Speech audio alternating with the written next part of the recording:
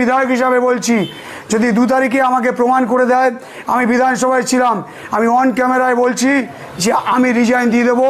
কোনো দিনের একটা অসত্য কথা প্রচার হচ্ছে। আমি দেখুন এখানে সঠিক কথা বলার জন্য এসেছি। কি বলা হচ্ছে, যতটুকু শুনলাম বিধায়ক সাহেবের মুখে শুনিনি, তার ভক্তকুলেরা বলছেন তিনি নাকি 8 দিন হসপিটালে ভর্তি ছিলেন। আমি দায়িত্ব নিয়ে বলতে পারি এটা অসত্য কথা, সত্য নয়। এটা কারণ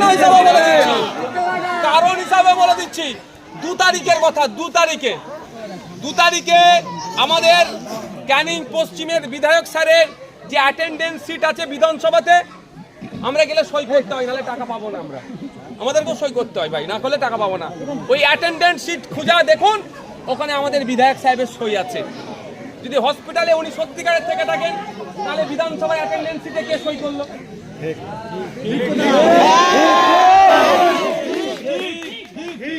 আর আমি যদি ভুল না দেখি, আমি যদি আমার চোখ যদি না ভুল হয়, আমি 2 তারিখে আমার পেছনে আমি যেখানে বসি, আমাদের পরেশরাম দা ঠিক আমার একদম ব্যাক সাইডে বসে, একদম কাছে, আবার উল্টোই একদম পিছন দিকে।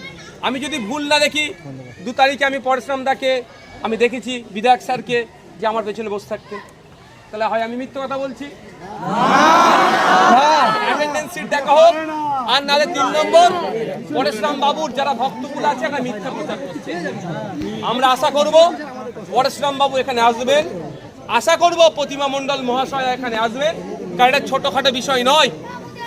একটি ছেলেকে যেটা আমরা উত্তরপ্রদেশ বিহারে দেখতাম এতদিন, সেটা আমাদের রাজ্যে হচ্ছে, এটা মেনে নেওয়া যায় না। এটা যারা করেছে তাদের বিরুদ্ধে আমাদের লড়াই। সস্তার রাজনীতি করার জন্যে আইএসএফের নেতা, আইএসএফের বিধায়ক নৌশাদ সিদ্দিকী ঘুটিয়ারিতে আসে।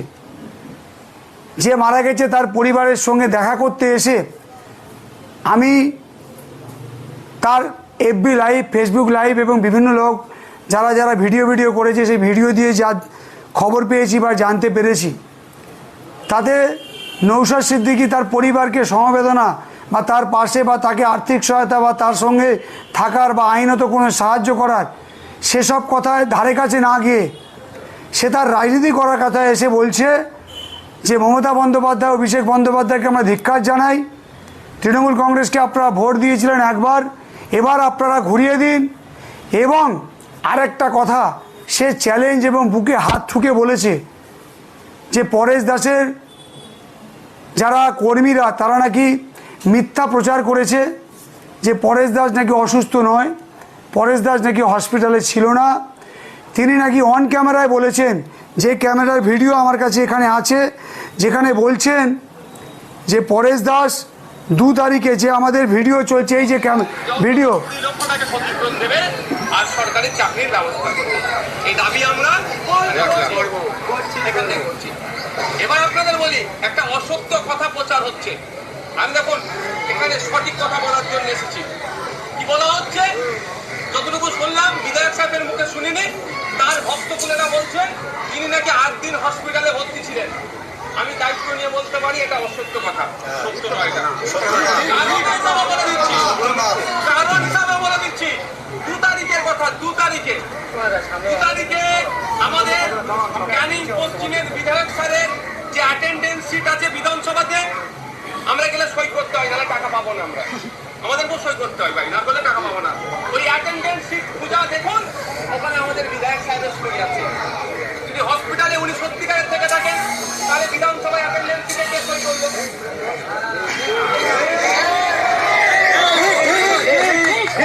আপনারা শুনেছেন যে উনি অন ক্যামেরায় বলেছেন 2 তারিখ নাকি আমি পশ্চিম বিধানসভার বিধায়ক হিসাবে নাকি বিধানসভায় উপস্থিত ছিলাম। উনি আমার সামনে চেয়ারে বসেন এবং উনি নাকি আমাকে দেখেছেন, আমি নাকি অ্যাটেন্ডেন্স সিটে সই করেছি, না হলে মাইনে পাওয়া যায় না। উনি বলেছেন এটা বিধায়ক মিথ্যা কথা বলেছে। আমি আজকের বলবো, নৌশাদ সিদ্দিকীরা নাকি নিজেকে বলে তারা নাকি পীরের সন্তান, তারা নাকি পীর জাদা, তারা নাকি মিথ্যা কথা বলে না।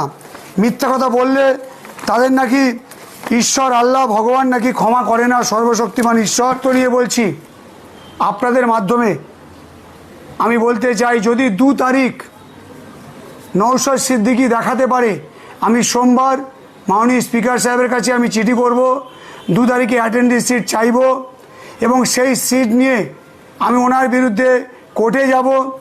উনি যে পীরের ছেলে, পীরজাদা, ওনারা নাকি মিথ্যা কথা বলে না, সারা পশ্চিমবঙ্গে ব্যাপী মানুষকে ভুল বুঝিয়ে শুধু অর্থ উপার্জনের জন্যে রাজনীতিতে নেবে, মানুষকে ভুল পদক্ষেপ দিয়ে মিথ্যা কথা বলে আজকে যেটা বলে গেছে।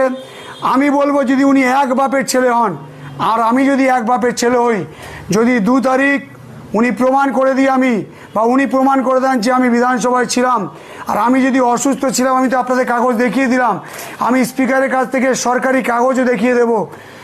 হয় উনি প্রমাণ করবেন, নাহলে উনি রিজাইন দেবেন। আর আমি শাসক দলের বিধায়ক হিসাবে বলছি, যদি 2 তারিখে আমাকে প্রমাণ করে দেয় আমি বিধায়ক ছিলাম, আমি অন ক্যামেরায় বলছি যে আমি রিজাইন দিয়ে দেবো। কোনো দিনের জন্যে আমি বিধানসভায় যাব না, কোনো দিনের জন্যে আমি বিধায়ক হিসাবে যতদিন থাকবো বিধানসভাতে যাবই না। আমি সবার সামনে আমি আমার বিধায়ক পদ থেকে ইস্তফা দেবো। কিন্তু উনি ইস্তফা দেবেন তো, এই চ্যালেঞ্জটা আমি আপনাদের সামনে রাখছি। আজকের মিথ্যা কথা বলে বলে মানুষকে ভাওতা করছে।